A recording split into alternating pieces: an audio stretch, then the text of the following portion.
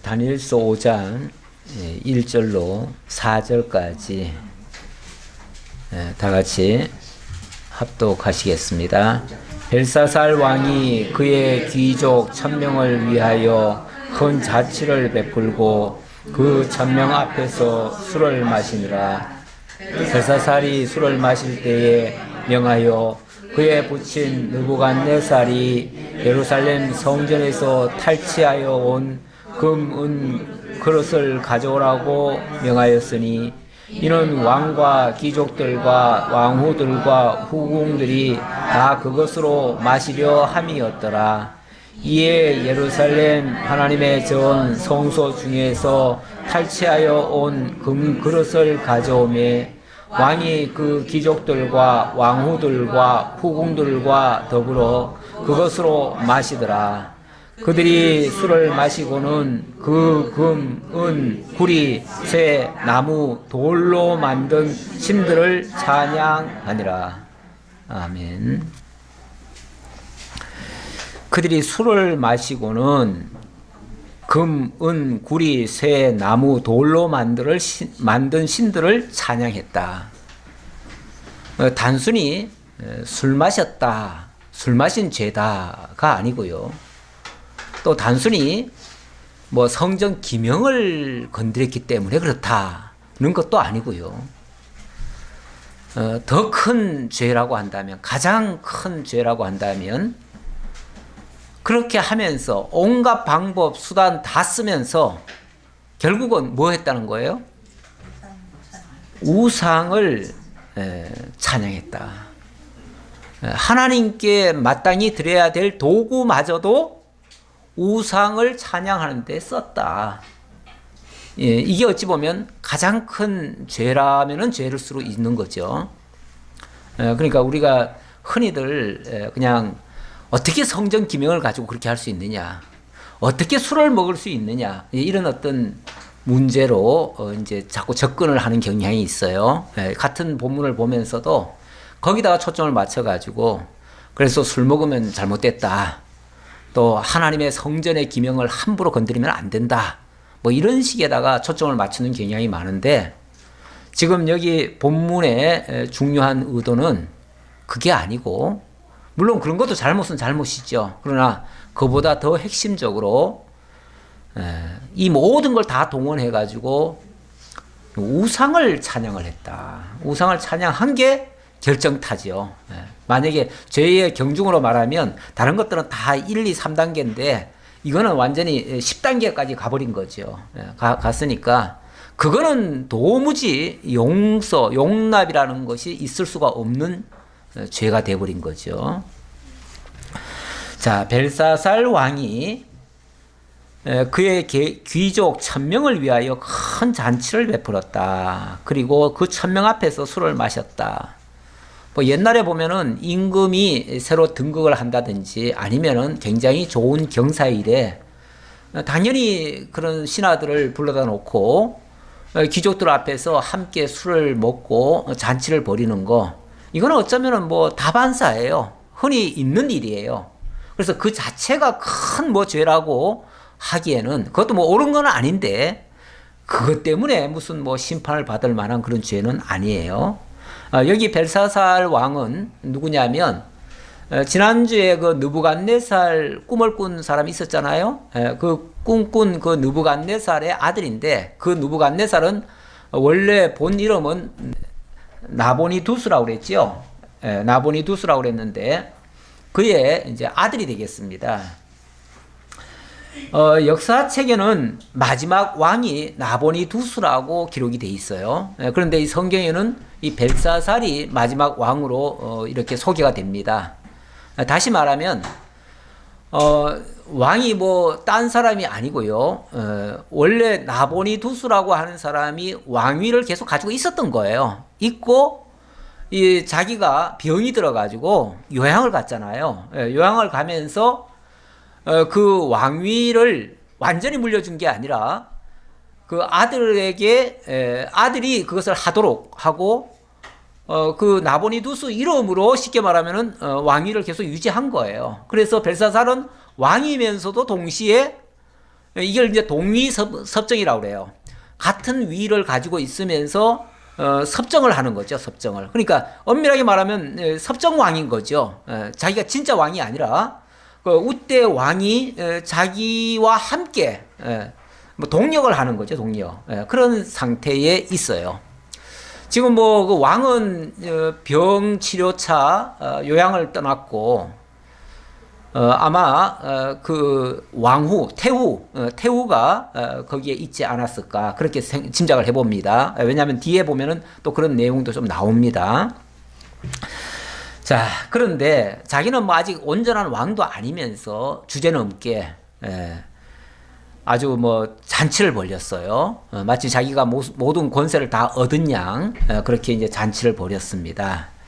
벨사살이 술을 마실 때에 명하여 그의 부친 느부갓네살이 예루살렘 성전에서 탈취하여 온 금, 은, 그릇을 가져오라고 명하였으니 여기도 자기 부친이라는 의미보다는요 그 왕이 그 대를 이어가면서 느부갓네살이라 이름을 칭했기 때문에 그 부친이다 이렇게 표현을 한 거고요. 원래 그 정확하게 몇 대라고 하는 이것을 언급하지 않으면은 솔직히 바로 위에 부친인지 그 위에 할아버지인지 고종 할아버지인지 증조 할아버지인지 잘 몰라요. 이거는 그냥 성경에는 그냥 다 부친이라고 표현을 한 것뿐이에요. 그래서 그렇지 뭐 진짜 자기 아버지가 가져왔다는 얘기는 아니에요. 그 조상들이 가져왔다 그런 의미로 이해하시면 되겠습니다. 자, 예루살렘 성전에서 탈취하여 온 금, 은, 그릇을 가져오라고 명하였으니 하나님의 성전에서 온갖 그 성전 기명들을 다 가져왔습니다. 다 가져왔는데 그동안은 그것의 용도가 특별히 뭔지를 몰랐어요. 뭐에 쓰려고 가져왔는지를 잘 몰랐어요. 그런데 그걸 가지고 뭘 한다고요? 술 마신다. 술 마시는데 제가 서두에 말씀드렸듯이 단순히 술을 마시는 게 아니고요. 우상 신전 앞에서 우상 앞에서 먹고 마시고 그리고 그 우상을 찬양을 하는 거예요. 쉽게 말하면 느부신이 이 바벨론의 신은 느부신이거든요. 그 느부신이 정말 능력이 많으셔가지고 우리를 이렇게 위대한 나라를 만들어 주었고 이렇게 강대한 나라를 만들어 주었다. 이 모든 것이 느부신의 은덕입니다 하고 그 앞에서 먹고 마시는 이 행위는 그냥 단순히 향락이 아니고요. 우상 앞에서 먹고 춤추는 거예요. 먹고 뛰고 춤추는 거예요. 그 우상 경배의 한 모습이에요. 실제로 그 우상들을 섬기는 그런 나라나 그런 지역에서는요.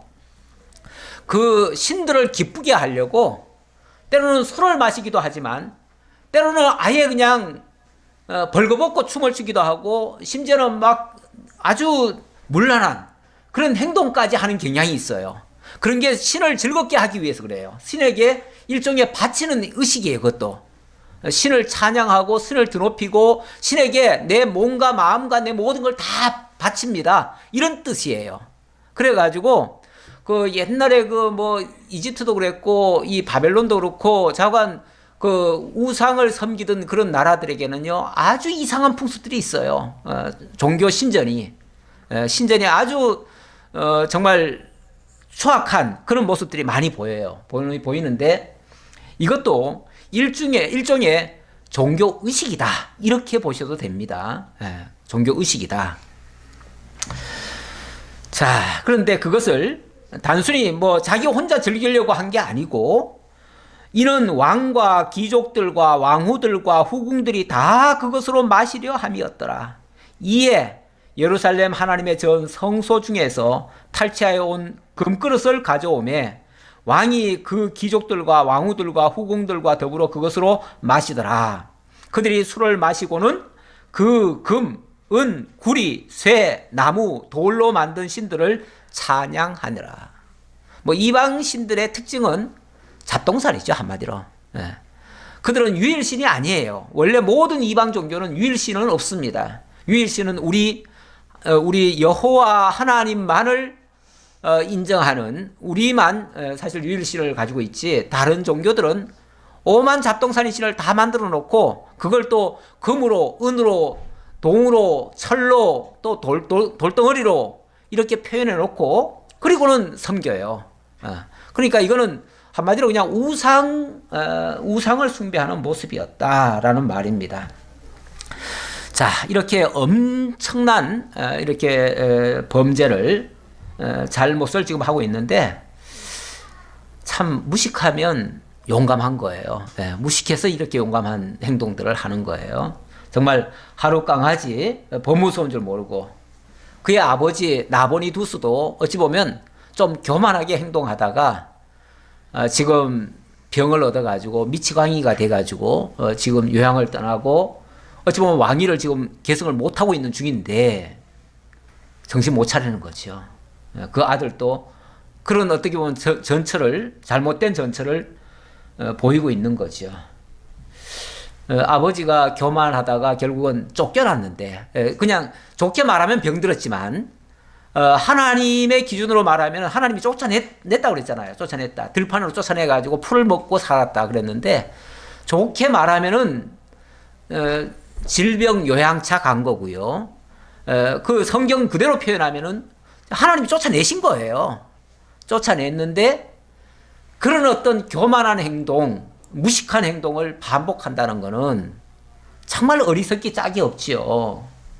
그래서 역사를 통해서 교훈을 받으라는 거는 그 선배들이나 이런 자들이 어떻게 하다가 무슨 일을 당했는지 그런 것들을 알아야 반복을 안 하는 겁니다. 그렇지 않으면은 마치 개가 그 토하였던 것을 다시 먹듯이 똑같은 짓을 반복을 하는 거예요.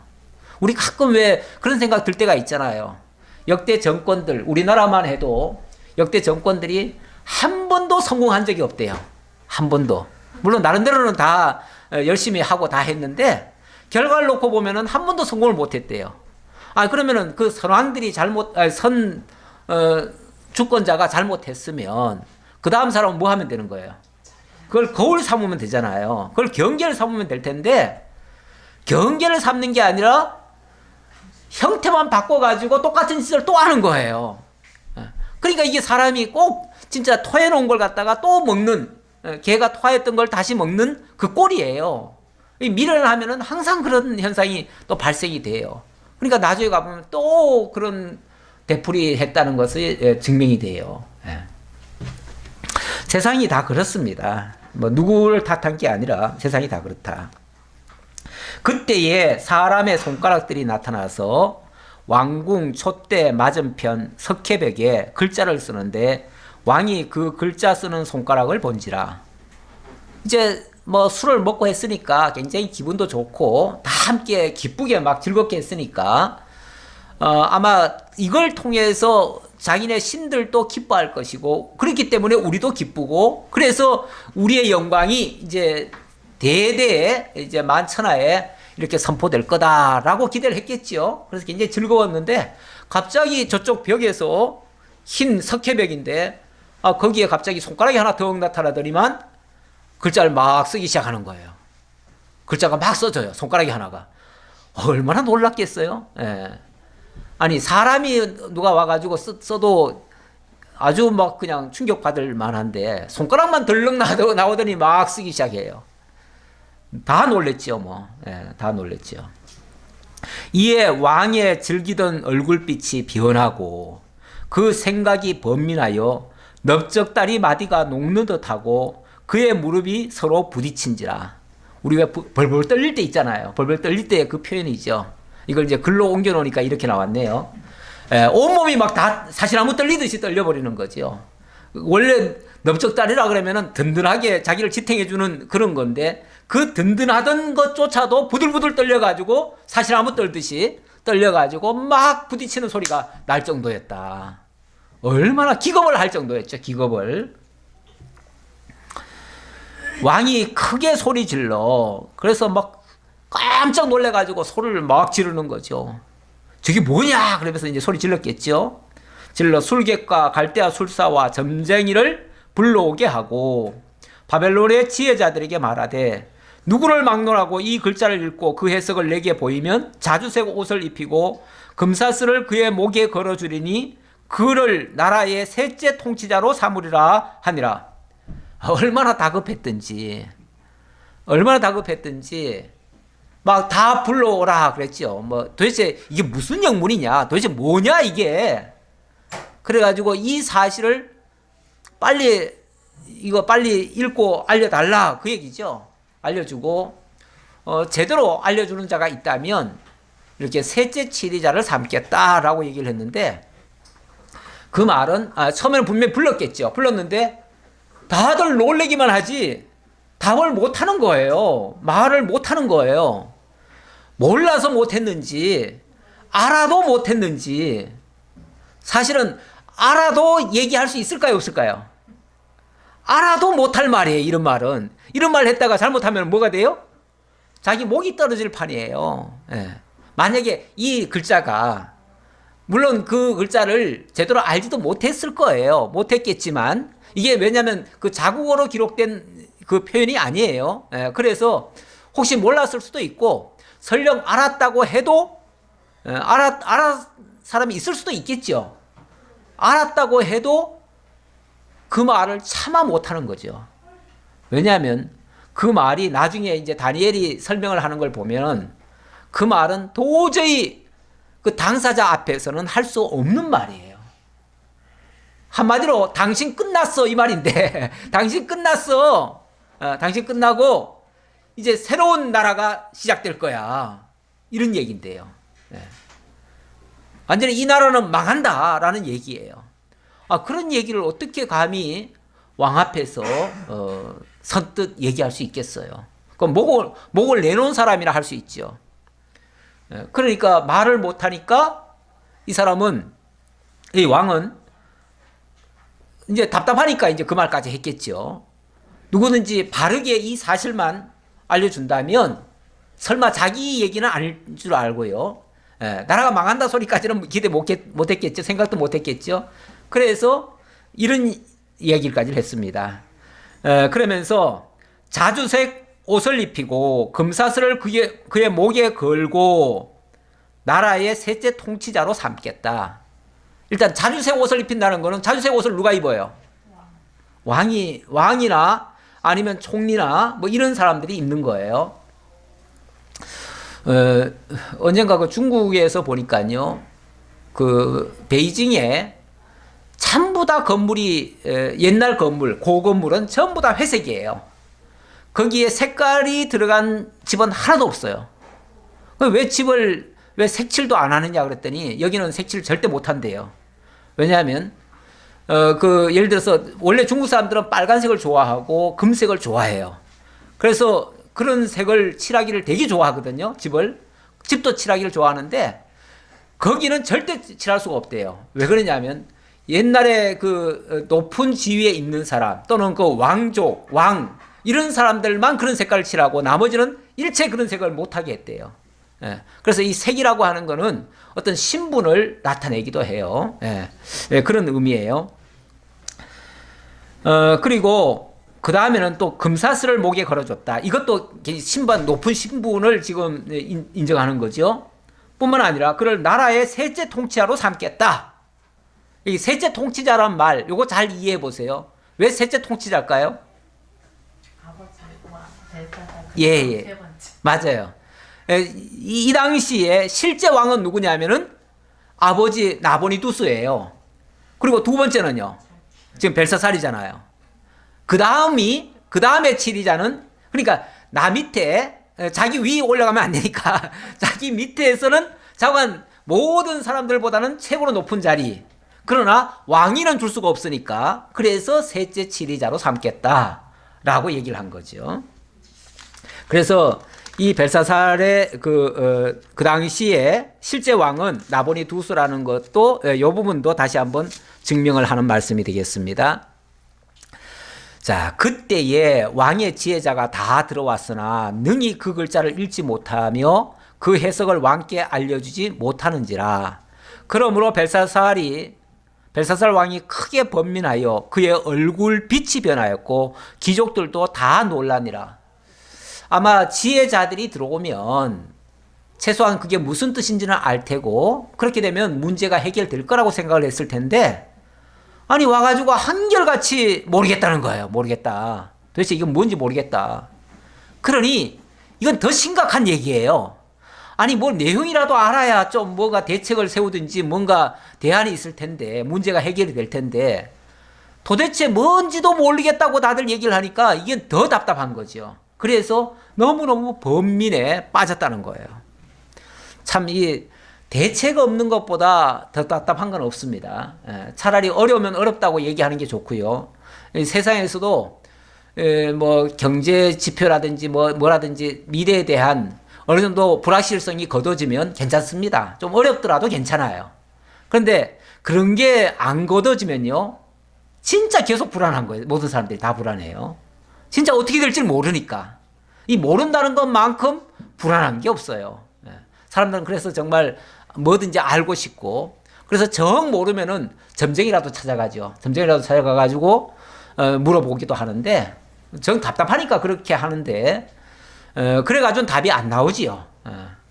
사실 우리 하나님께서는 일부분은 모르게도 하셨어요. 내일 일을 정말 모르게 하시고 그래야 하나님만을 의지하니까요. 이것도 하나님의 고도의 지혜예요.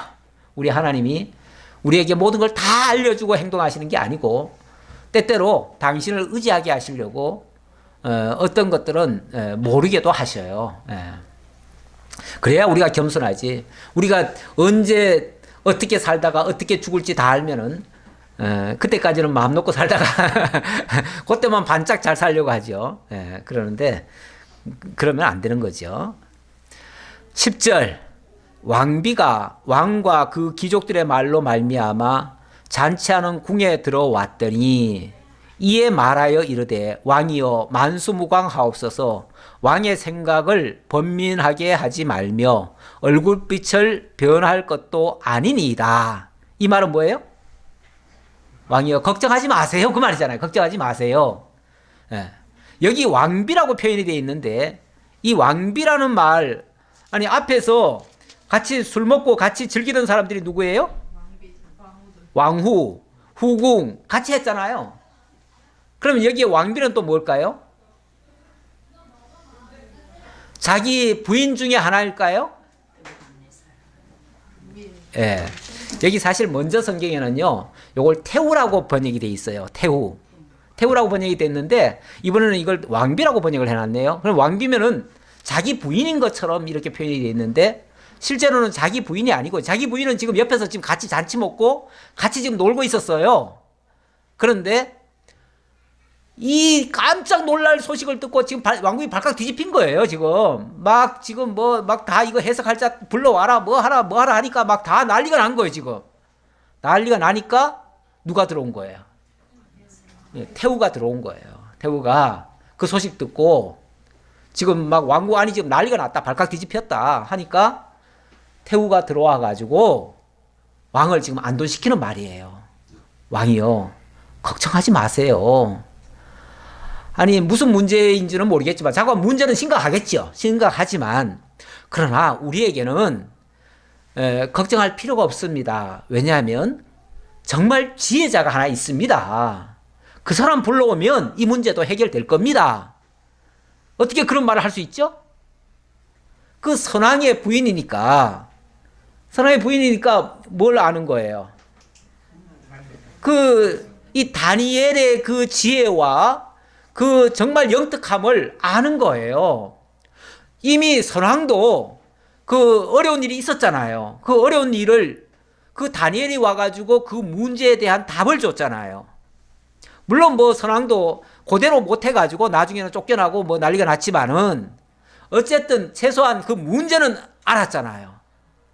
답은 들었잖아요. 답은 들었으니까 그 다니엘이 오면 문제가 해결될 겁니다. 그러니 이렇게 막 불안해하지 말고 걱정하지 말고 다니엘을 부르세요. 다니엘을. 아마도 왕이 바뀌면서 이 다니엘은 원래 왕이 바뀌면은 지도자가 어떻게 돼요? 그 밑에 있던 사람들 신하들도 경우에 따라서는 많이 바뀝니다. 그래가지고 그 선대 왕이 쓰던 사람을 다 그대로 쓸 수도 있지만 또 때로는 안 쓸 수도 있어요. 버릴 수도 있어요. 버릴 수도 있는데 다시 한번 다니엘이 등극할 수 있는, 다시 불러올 수 있는 기회가 열린 거예요. 기회가. 이래가지고. 그래가지고 다니엘을 다시 오라고 한 것이고요. 그러니까, 아, 그렇지. 맞아. 그런 소리 나도 들어본 적이 있다. 라고 생각이 든 거죠. 그래서 다니엘을 부르게 되는 겁니다. 왕이 벨드사살이라 이름하는 이 다니엘은 마음이 민첩하고 지식과 총명이 있어 능히 꿈을 해석하며 은밀한 말을 밝히며 의문을 풀 수 있었나이다. 이제 다니엘을 부르소서. 그리하시면 그가 그 해석을 알려드리리다 하니라. 요거는 이제 선대 왕 때에 경험했던 거예요. 경험했던 사실을 왕에게 일러준 거예요. 그러면서 그 다니엘을 부르십시오. 그러면은 아마도 여기에 대한 문제를 풀어줄 겁니다. 라고 이야기를 했습니다. 이에 다니엘이 부름을 받아 왕의 앞에 나오매 왕이 다니엘에게 말하되 네가 나의 부왕이 유다에서 사로잡아 온 유다 자손 중에 그 다니엘이냐? 라고 물었어요. 그러니까 그때까지 이 다니엘이 지금 이 벨사살 왕 치하에서는 뭐 했다는 거예요? 부름을 못 받았다는 얘기죠. 그때까지는 이 벨사살한테는 인정을 못 받았던 거였어요. 그런데 이런 일을 통해서 다니엘이 다시 왕 앞으로 불려올 수 있는 이런 기회가 된 거예요. 참 매번 이 다니엘을 통해서 느끼지만 위기 같은 상황은요 항상 기회가 돼요. 그렇죠? 지금 다니엘에게는 어찌 보면 절호의 또 기회가 된 거 아니에요? 절호의 기회. 물론 뭐 세상적인 출세나 명예가 중요한 건 아니에요. 하지만은 하나님이 쓰시는 데에 이런 계기를 통해서 다시 부른다는 얘기예요. 어쨌든 하나님의 말씀을 증거하는 데는 매우 필요한 적절한 그런 기회가 되는 거죠. 자, 물었어요. 그랬더니 내가 네게 대하여 들은즉 네 안에는 신들의 영이 있으므로 네가 명철과 총명과 비상한 지혜가 있다 하도다. 지금 여러 지혜자와 술객을 내 앞에 불러다가 그들에게 이 글을 읽고 그 해석을 내게 알게 하라 하였으나 그들이 다 그 해석을 내게 보이지 못하였느니라. 내가 네게 대하여 들은즉 너는 해석을 잘하고 의문을 푼다 하도다. 문제를 잘 풀어낸다 하더라. 그런즉 이제 네가 이 글을 읽고 그 해석을 내게 알려주면 내게 자주색 옷을 입히고 금사슬을 내 목에 걸어 주어 너를 나라의 셋째 통치자로 삼으리라 하니. 다시 똑같은 얘기지만은 또 이 왕이 네가 그렇다고 하니까 좋다. 내가 너 한번 믿어보마. 네가 만약에 그렇게만 해준다면 내가 너를 가장 높이고 내가 너를 셋째 치리자로 삼겠노라. 이런 제안을 합니다. 사실 이 무슨 일을 앞두고 뭐를 주겠다, 뭐 돈을 주겠다 이런 거 일종의 다 뇌물성이죠. 뭔가 자기한테 유리하게 해달라고 미리 갖다가 약속을 하는 거죠. 뇌물을 주거나 아니면 약속을 하거나 다 마찬가지예요. 그렇게 되어지면 사람은 흔히 일반적으로는 그런 것에 넘어가기도 쉬워요. 넘어가기 쉬운데 다니엘은 그런 거 목적하고 지금 해주는 사람은 아니잖아요. 그러니까 그런 제안에 대해서는 단호하게 이렇게 말합니다. 17절 다니엘이 왕에게 대답하여 이르되 왕의 예물은 왕이 친히 가지시며 왕의 상급은 다른 사람에게 주옵소서. 그럴지라도 내가 왕을 위하여 이 글을 읽으며 그 해석을 아뢰리이다. 왕이여, 나 그런 거 필요 없습니다. 그런 거 다 필요 없고 나는 그런 거와 상관없이 정확한 해석은 알려드리겠습니다. 만약에 그걸 목적으로 해서 했다면은 쉽게 말하면 무슨 대가를 바라고 일을 한다면은 그 일에 대한 나중에 책임도 져야 돼요. 원래 대가를 받으면 그래요. 그러나 대가 없이 순수하게 일을 하면 나중에 책임질 필요 있어요, 없어요? 책임질 필요도 없을 뿐더러 이 굴절된 해석을 할 이유가 없어요. 예, 쉽게 말하면 뭘 바라고 한 게 아니잖아요. 예, 그러니까 정직한 말이 되는 거죠. 자, 그러면서 뭐 왕이 그런 것 준다는 거는 저는 원치 않습니다. 그런 것 때문에 하는 게 아니라 하나님의 그 뜻을 알려드리겠습니다. 그러면서 왕이요, 이런 기회를 통해서 정말 복음을 전한다면 너무나 좋지요. 너무나 좋지요. 가끔 복음을 가지고 명예나 영광을 취하려고 하는 사람들도 가끔 있는데, 복음에는 그런 게 끼면 안 됩니다, 절대. 어떤 대가를 바라고 뭘 해서는 안 돼요. 가끔 안 좋기 때문에 뭘 안 했다, 이렇게 말하는 사람들도 가끔씩 있는데, 그런 것은 굉장히 복음 전하는 데는 마땅치 않습니다.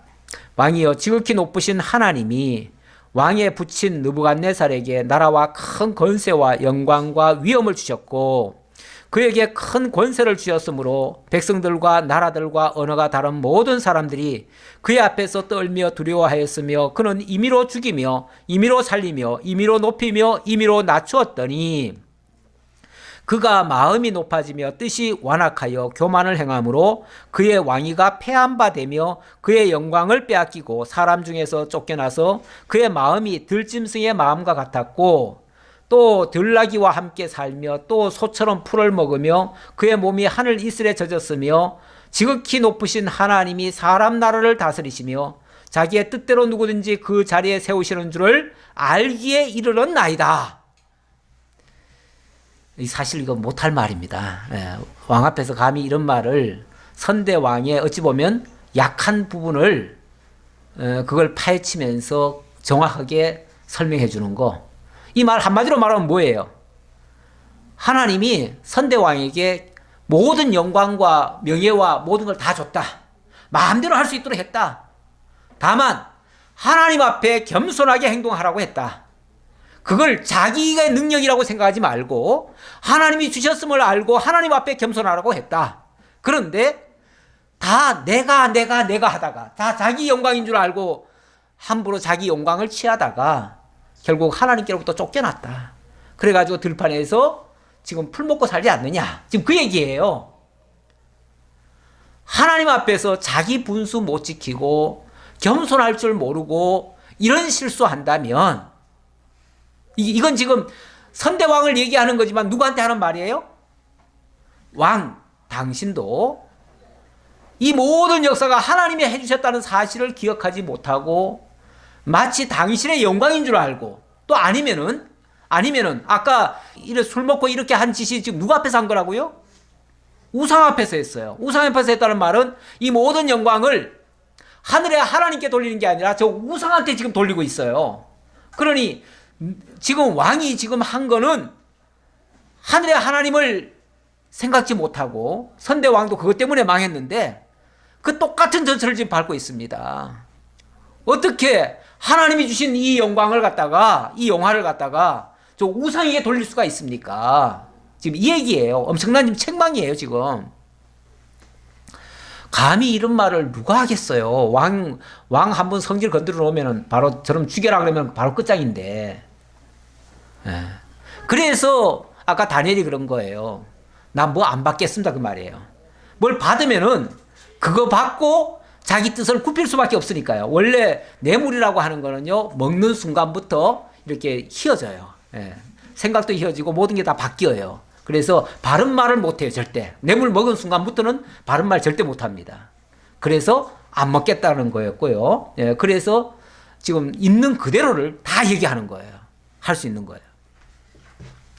벨사살이요, 왕은 그의 아들이 되어서 이것을 다 알고도 아직도 마음을 낮추지 아니하고 도리어 자신을 하늘의 주제보다 높이며, 아주 바로 대놓고 그냥 당신이 지금 뭘 잘못했는지를 아시기 바랍니다.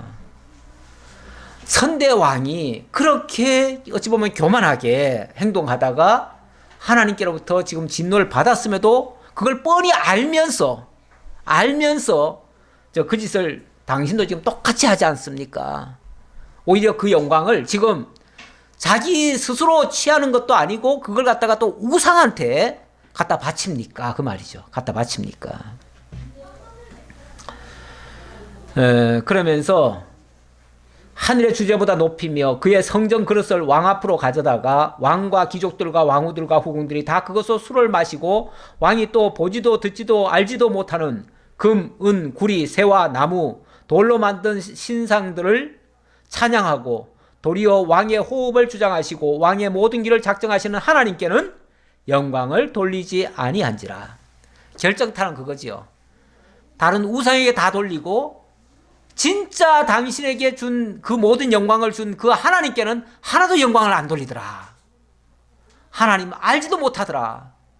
이게 이제 아주 정확한 핵심을 찌르는 정답이죠. 하나님께 영광을 돌리지.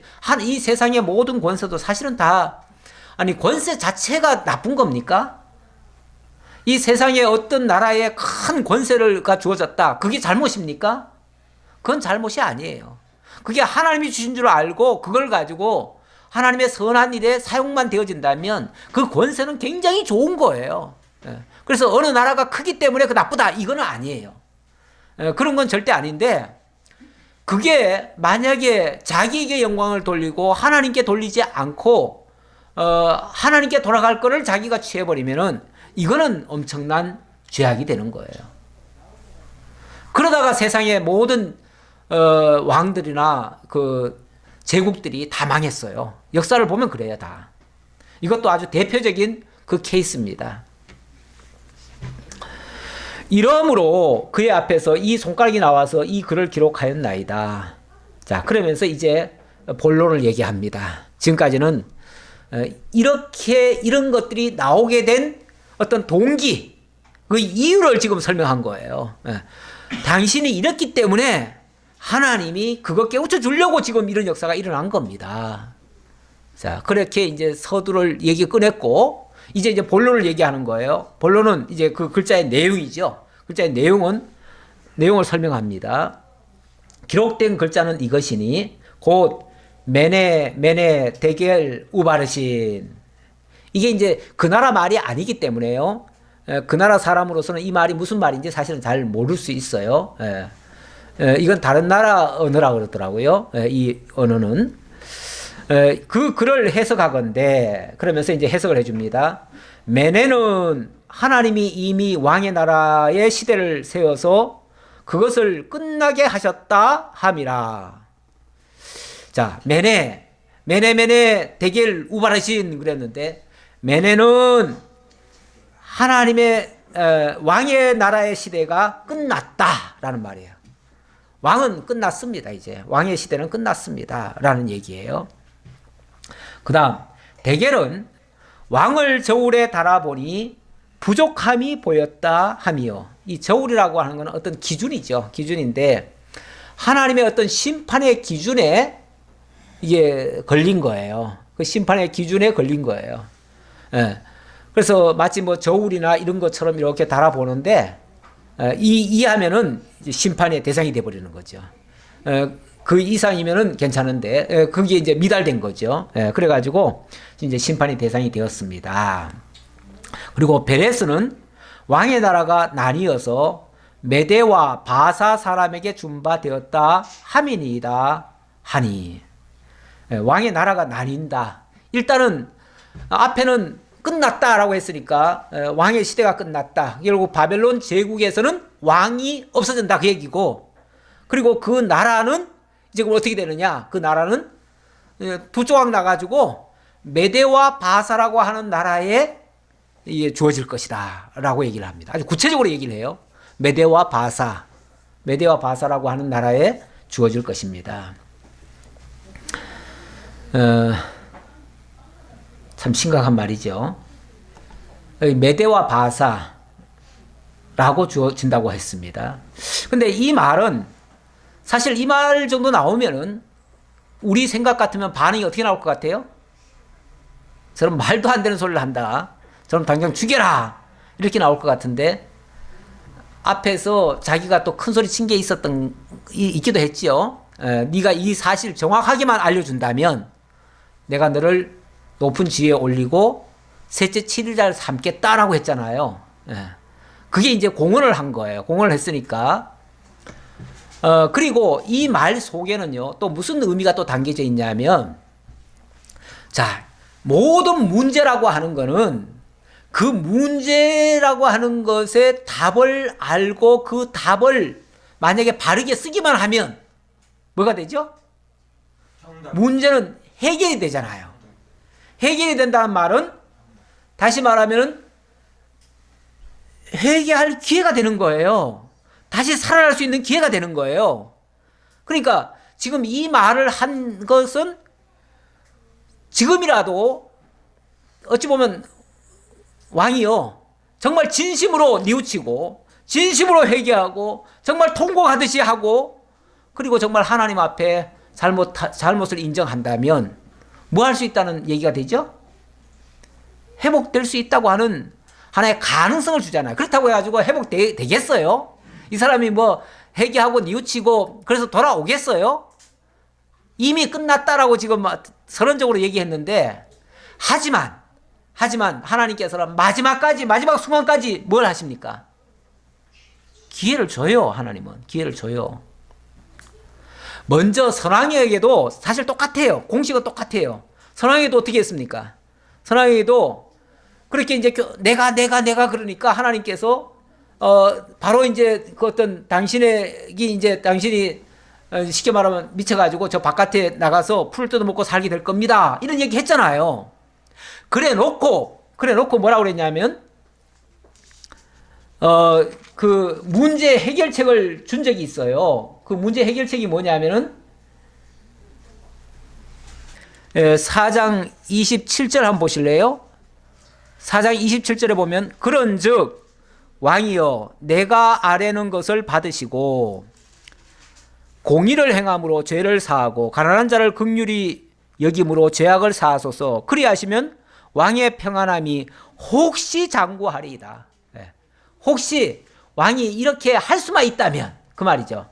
왕이 이렇게 할 수만 있다면 다시 말하면 지금이라도 자기가 그 교만하게 말하던 거 그거 다 취소하고 그리고 겸손하게 죄를 사하고 모든 백성들에게 자비를 베풀고 공의로 만약에 다스리기만 한다면 그러면 왕이 본래 해야 될 일을 하는 거잖아요. 그렇게 만약에 하기만 한다면은 뭐하러 심판하겠어요, 하나님이. 그러니까 마지막 기회를 어찌 보면 준 거예요. 왕이요. 왕이 이렇게 할 수만 있다면, 혹시 이렇게 할 수만 있다면 이렇게 하시면 됩니다. 그 얘기잖아요. 그러니까 아까 아주 준엄한 심판의 경고를 했지만 그 경고 속에는 모든 경고에는 마찬가지로 회개를 촉구하는 그런 표현이 함께 담겨 있는 말이에요. 그러니까 무작정 죽일 일이 아니고요. 자, 죽는다고 했지만은 그래 회개하면 된다라고 하는 그걸 준 거예요, 기회를. 그랬으니까 이 왕이 일단 약속한 대로 그 다니엘을 높입니다. 그래가지고 29절이죠. 이에 벨사살이 명하여 그들이 다니엘에게 자주색 옷을 입히게 하며 금사슬을 그의 목에 걸어주고 그를 위하여 조서를 내려 나라의 셋째 통치자로 삼으니라. 뭐 다니엘은 원치 않는다고 했지만 어찌 보면 내가 약속한 거니까 그대로 받아라 하는 식으로 해서 결국은 셋째 치리자가 되어버렸습니다. 그리고 나서 회개했다는 말도 없고요. 다시 어떻게 돌이키고 다시 살아났다는 말은 없어요. 그리고는 어떻게 나오죠? 그날 밤에, 그러니까 너무 늦은 거야. 늦어도 너무 늦었어. 너무 늦었고 이제 더 이상 어떻게 보면은 회개 기회가 주어지지 않는 거예요. 그래가지고 그날 밤에 갈대아 왕 벨사살이 죽임을 당하였고 그날 밤에 쉽게 말하면 쿠데타 같은 게 일어난 거예요. 일어나가지고 벨사살은 죽임을 당하였고 메대 사람 다리오가 나라를 얻었는데 그때의 다리오는 62세였더라 그럽니다. 이 다리오가 왕위를 이어받았다.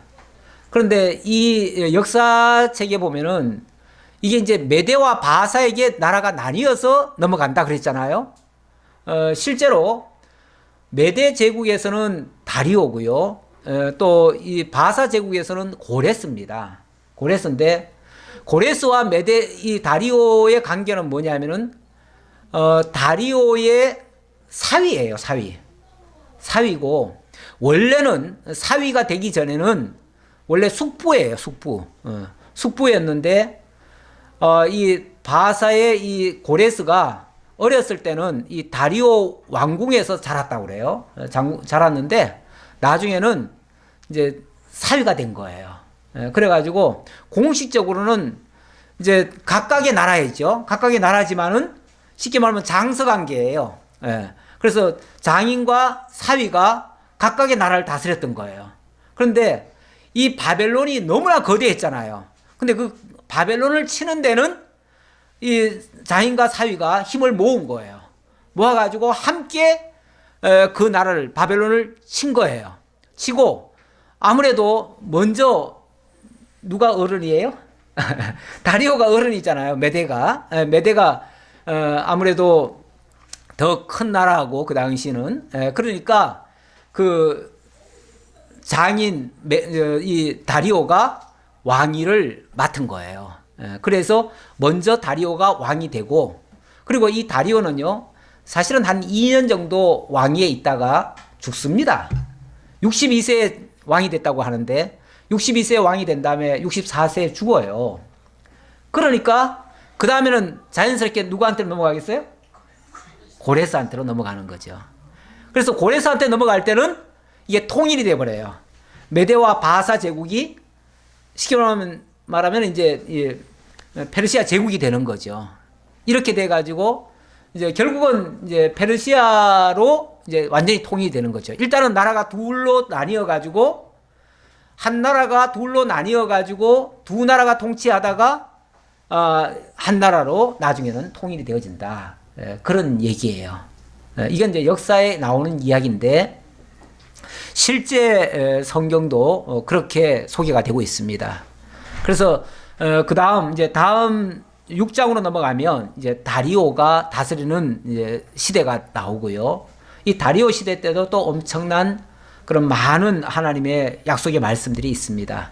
그리고 그때도 이 또 다니엘은 어찌 보면 엄청난 그런 또 역할을 하게 되어집니다. 하게 되어지는데 우리 하나님 참